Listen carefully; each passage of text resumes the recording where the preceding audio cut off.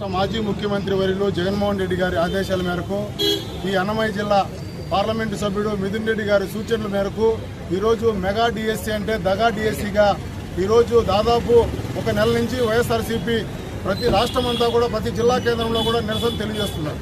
కారణం ఏమనగా అంటే ఈరోజు తెలుగుదేశం ప్రభుత్వం కూటమి ప్రభుత్వము ఒకసారేమో స్పోర్ట్స్ కోటాలో ఎగ్జామ్ లేదని చెప్తుంది, ఒకసారేమో స్పోర్ట్స్ కోటాలో ఎగ్జామ్ ఉందని చెప్తుంది. అంటే తెలుగుదేశం కార్యకర్తలకు మాత్రం ఉన్నప్పుడు మాత్రం ఎగ్జామ్ ఉండదు.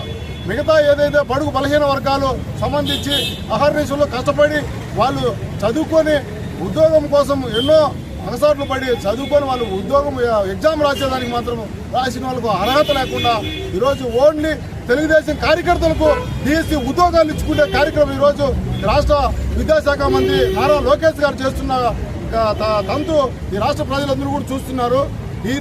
ఏదైతే మెగా డిఎస్సీలో